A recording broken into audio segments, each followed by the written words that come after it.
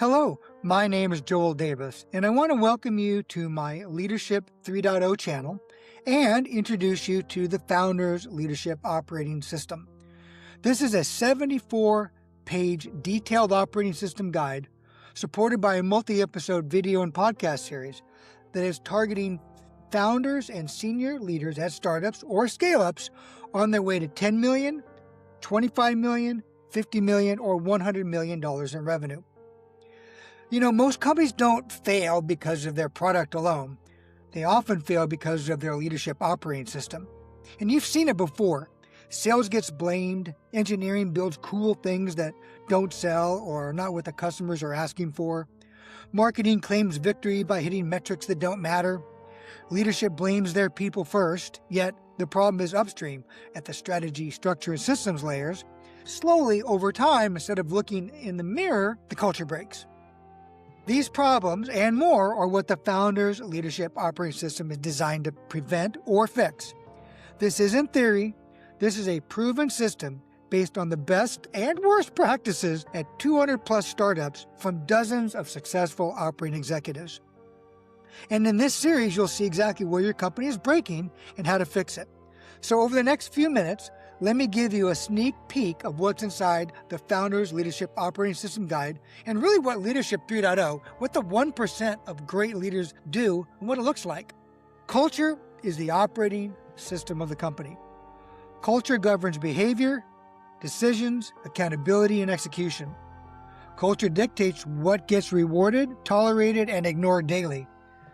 Culture creates predictability in behavior even when no one is watching. So some questions for leaders are, what behaviors are you rewarding right now, intentionally or accidentally? If I watched your company for a week, what would I say your culture actually is? Where is your culture tolerating behavior that's quietly killing performance? Culture must be intentionally designed. If you don't architect culture early, it forms accidentally and becomes extremely difficult to change later. Undesigned culture defaults to politics, silos, and ego protections. So, founders either design culture or spend years fixing it later. Questions for leaders are, did you design your culture or did it just happen? What cultural problems are you already seeing that will be 10 times worse at scale? Do you understand how your strategy, structure, and systems might be the root cause of some of these perceived problems? Founders create culture through their own behavior, and it's a million little actions over a long period of time, not just what's on the website or slogans or posters. What are you tolerating right now that you shouldn't be? Where does your behavior contradict your values? If your team copied you exactly, would that be a good thing? And the reason I ask that is your team becomes you. Founder traits become organizational DNA. Founder self-awareness determines cultural health. Founder radical candor and owning mistakes is what the 1% of great leaders do. So questions for leaders are, what part of your personality is hurting your company? Where are your blind spots showing up on the team? If your culture is a mirror, what is it reflecting to you? And this is incredibly important because culture determines execution quality. High-trust cultures move faster than competitors, and in today's world, speed matters more than ever. So questions for leaders are, where is your execution slowing you down? And is culture the reason? Do your team solve problems or escalate blame? Is your culture accelerating execution or quietly blocking it?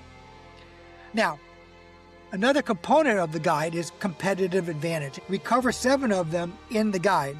In addition to culture, you need these real competitive advantages, and they're typically validated by your customer in your product's business value proposition. Your business value proposition of your product must make a meaningful impact on the client's business. Otherwise, it will not make the cut line from either an IT budget allocation or an IT priority management perspective. Many technically sound products fit this description. Winning companies have durable, quantifiable business impact and defensible competitive advantage all wrapped up with a supportive culture. So questions for leaders are, why will your company still win in 3 years? What part of your advantage can your competitors copy tomorrow, and what would happen if they did? And what is your company's flywheel of competitive advantage? How is it creating positive organic growth? Now that you understand culture and competitive advantage, how do you align everything? Well, alignment requires a single North Star metric. All teams or departments, KPIs, compensation plans, and decisions must connect to one shared goal to eliminate silos and politics. Without a North Star, teams can be left to their own devices, and they'll optimize for local wins, not company success. Alignment around a North Star removes all the kinds of politics and personalities that go on in a company. What is the one metric your entire company is aligned to, and could the people on the front lines tell you what it is? What metrics or compensation plans are creating conflict instead of alignment? If teams win individually, but the company loses, why? How is that happening? And the reason I bring this up is elite startups and scale-ups recognize that revenue is a system output. Everyone owns the revenue number. Revenue is not produced just by sales alone. It's the result of the entire company working together as a coordinated system. Product, engineering, marketing, sales, customer success, solution engineers, support, finance, HR, or people and culture. Every department impacts sales and customer experience. If revenue is missed, it's rarely one function that causes it. It is usually a system breakdown. This really requires a cultural shift. It's a shift from sales owns revenue to revenue is the company's output and everyone owns the revenue numbers. Are you ready for that shift? In addition to having a North Star metric and this cultural shift of everyone owning the number, you also need to make sure there's equal accountability across every department. Equal accountability across every department is essential, and it's got to be reinforced through compensation plan design. In the guide, we detail how to implement a 50-50 accountability framework for departments that are not customer-facing. Teams will own what they can control, and they have clear quarterly execution targets. Why is this important? Most performance problems are system failures, not people failures. When results are poor, the root cause is usually not talent, it's the system that leadership designed. If outcomes fail, the breakdown is typically in the 3 S's, strategy, structure, and systems, not the people. So first, look in the mirror. And we cover the right leadership response that the 1% do, and what the wrong leadership response that far too many do in the guide. The Founders Leadership Operating System is your blueprint for success based on the experience of dozens of successful operating executives across 200 plus startups. So here's your question. Are you going to join the 1% club of elite leaders building incredibly successful companies that scale, transform markets, and change the industry?